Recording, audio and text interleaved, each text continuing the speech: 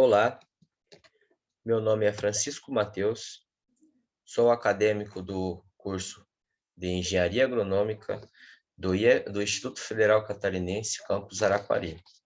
Irei falar um pouco para vocês sobre a Campomanésia xanthocarpa, mais conhecida como gariroba ou guariroba ou guarirova, entre outros nomes comuns.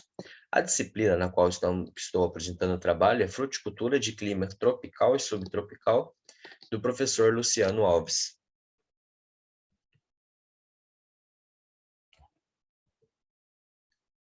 Falar um pouco para vocês do histórico e origem dessa planta.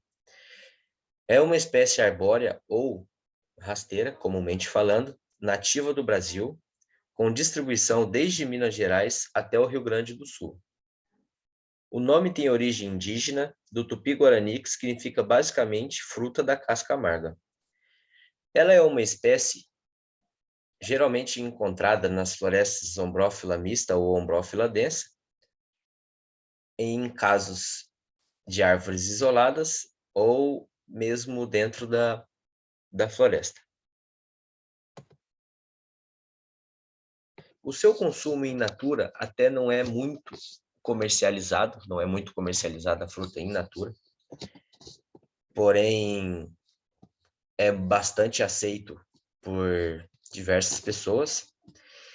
E os seus produtos, a base da guabiroba, entre outros, são a geleia, que é comumente comercializada, o sorvete ou picolé, que são frutos específicos, então até mesmo agregam um valor, licores ou cachaças e sucos ou polpas desse fruto. A sua taxonomia, ela vem do reino Plantae, do filo Tracheophyta, da classe Magnoliopsida, da ordem Myrtalis, da família Myrtácea, do gênero Campomanésia e da espécie Campomanésia xanthocarpa.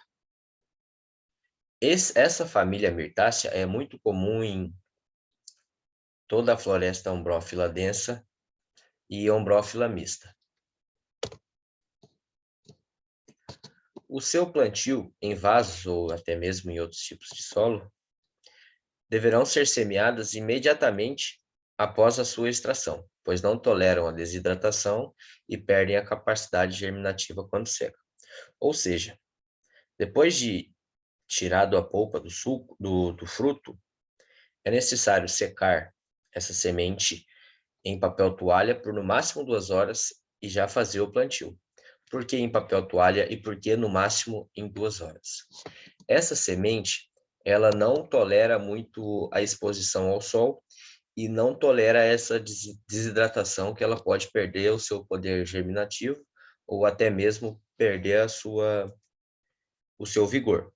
Pode, comumente falando, poderá vir uma planta mirrada e acabar a morrer.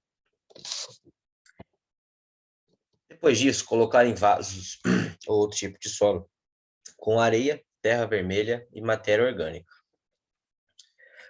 Em proporções, é necessário colocar 50% de terra vermelha ou substrato, 30% de areia e 20% de matéria orgânica. Aqui, como vocês podem ver, tem uma muda dessa espécie no qual estamos falando, já bem alta e pronta para comércio.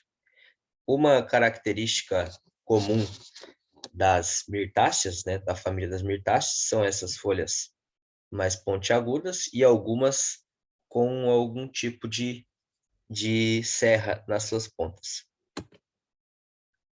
Ela possui um desenvolvimento bem lento, tá? Tanto na parte de seu crescimento, quanto na parte de frutificação. Ela não é muito boa com extremos. Nenhuma planta é boa com extremos, na verdade, até os próprios seres humanos são suscetíveis a extremos, ou pH muito alto, ou umidade muito baixa, enfim. Ela não suporta geadas nem longos períodos de seca. Seu clima ideal é o subtropical. E o pH do solo ideal para esse plantio, ou então o que mais se encontra em plantas adultas, é de 5 e 6,5, relativamente um pH ácido. O solo nunca pode ficar encharcado em nenhum período. E no caso da gabiroba rasteira, como eu disse anteriormente para vocês, possui a arbórea e a rasteira. Comumente falando, porque o seu hábito não é rasteiro, igual de algumas gramíneas, enfim. E a frutificação ocorre em torno de 3 anos após o plantio dela. Essa é uma planta menor, uma variedade menor em termos de porte, porém os seus frutos são bem parecidos. E em comparação às outras gabirobas, são depois de 5 anos de plantio. Ou seja, essas duas. A rasteira, se eu planto ela hoje, apenas depois de 3 anos que irá ocorrer a sua frutificação. E as arbóreas, os outros tipos de gabiroba, são depois de 5 anos. Florescer, todas elas florescem anteriormente a esse período, esses 2 períodos. Porém, a frutificação seria somente depois desses períodos. Os frutos dessa espécie, tais como de outros gêneros, são consumidos por várias espécies de pássaros e mamíferos. Até uma curiosidade bem comum, bem interessante, é o lobo-guará. O lobo-guará, uma espécie bem comum no nosso cerrado brasileiro, ele se alimenta bastante dessa fruta, é uma ótima fonte de alimento para ele, e entre outros mamíferos também.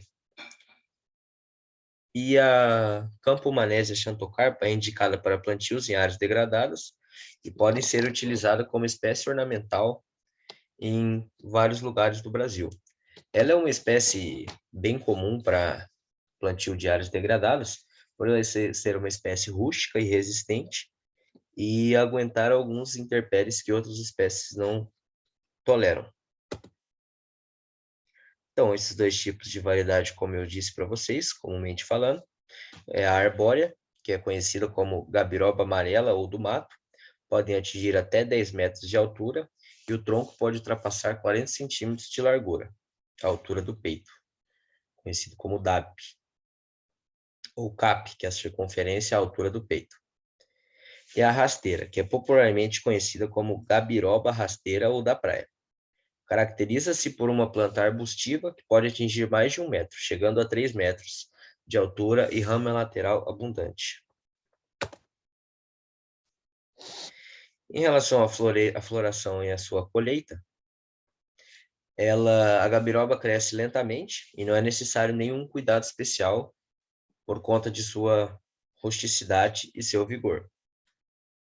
O único cuidado que todas as plantas têm que obter é a cobertura com uma serragem de madeira ali ou outros tipos de serragem para que não cresçam ervas daninhas que podem prejudicar o seu crescimento na sua fase inicial. E como eu disse para vocês, a gabiroba rasteira produz a partir do 3º ano e a gabiroba arbórea produz a partir do 5º ano. O método de colheita mais comum dessa espécie é a colheita manual ou semi-mecanizada.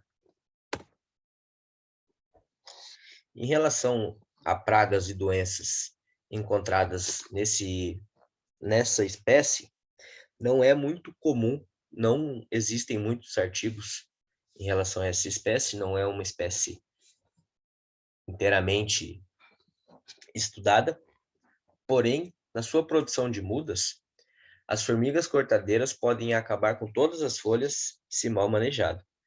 Então, ou em um viveiro, ou então em algum outro lugar, é necessário se observar se há o sinal, né, dessas formigas e, com isso, realizar-se o controle, ou mecânico ou químico, de acordo com cada produtor. E os fungos também são comuns em árvores adultas, por conta de umidade e baixa luminosidade. Aqui trouxe para vocês também uma curiosidade em relação à sua comercialização.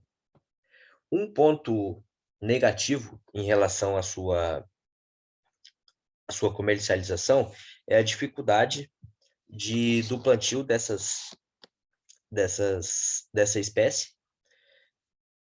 porque ela é feita de uma forma muito manual. Como eu disse anteriormente para vocês, tem que tirar a polpa do fruto e plantar somente a semente, né, o grão, e com isso há muita dificuldade. Então, porém, tem uma tecnologia nova no cerrado brasileiro, que é uma tecnologia de extração química, que foi desenvolvida na região, que permite a obtenção rápida de sementes de excelente qualidade, eliminando-se a mucilagem.